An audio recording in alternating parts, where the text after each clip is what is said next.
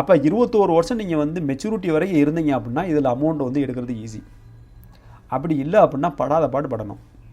இது எப்படி இருக்குது அப்படின்னா நம்ம வந்து இன்வெஸ்ட்மெண்ட் பண்ணிவிட்டு நம்ம காசு எடுக்கிறதுக்கு நம்மளே வந்து கஷ்டப்பட வேண்டிய சுச்சுவேஷனில் வந்து வச்சுருக்காங்க.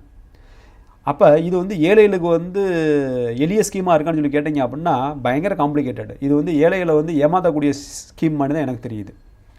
21 வருஷன்றது ரொம்ப பெரிய வருஷம்.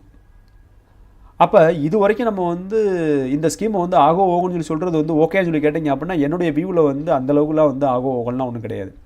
அப்போ இந்த ஸ்கீமில் வந்து ஆல்டர்னேட்டிவாக நமக்கு வந்து ஏதாவது இருக்குதா அப்படின்னு சொல்லி கேட்டோம் அப்படின்னா இதில் இன்வெஸ்ட்மெண்ட் பண்ணுறதுக்கு பதிலாக ஆல்டர்னேட்டிவாக ஒரு 4-5 டிஸ்கஷன் 4-5 ஆப்ஷன் வந்து நம்ம டிஸ்கஸ் பண்ணுவோம். ஃபஸ்ட்டு ஆப்ஷன் என்ன அப்படின்னா பேங்க் எஃப்டி. இப்போ பேங்க் எஃப்டியில் வந்து உங்களுக்கு வந்து 20 வருஷம் 21 வருஷம்னா நீங்கள் வந்து வெயிட் பண்ண வேண்டிய அவசியம் கிடையாது. 3 இயர்ஸ் இருக்குது, 5 இயர்ஸ் இருக்குது. ஸோ ஷார்ட்டாக டூரேஷன் தான். இதில் என்ன ப்ராப்ளம் அப்படின்னா பெரிய பேங்க்கில் வந்து உங்களுக்கு வந்து இன்ட்ரெஸ்ட் ரொம்ப கம்மியாக கொடுப்பாங்க. இப்போ எஸ்பிஐ பேங்க்கோ, ஐசிஐசிஐ பேங்க்கோ, ஹெச்டிஎஃப்சி பேங்க்கோ இதெல்லாம் வந்து இன்ட்ரெஸ்ட் வந்து உங்களுக்கு வந்து க்ளோஸ் டு 7% தான் கிடைக்கும். ஆனால் இதில் வந்து 8.2% கொடுக்குறாங்க. அப்போ இது வந்து ஒரு நெகட்டிவ் பாயிண்ட். எங்கே வந்து உங்களுக்கு வந்து பெட்டர் இன்ட்ரெஸ்ட் கொடுப்பாங்க அப்படின்னா ஸ்மால் ஃபைனான்ஸ் பேங்க்கில் வந்து சின்ன பேங்க்கில் வந்து உங்களுக்கு வந்து கொடுப்பாங்க.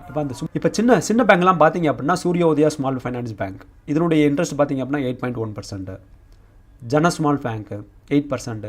இப்படி நிறைய பேங்க் வந்து 8% வரைக்கும் வந்து இன்ட்ரெஸ்ட் கொடுக்குறாங்க. அப்போ அதில் வந்து 8.2%, இதில் வந்து 8%.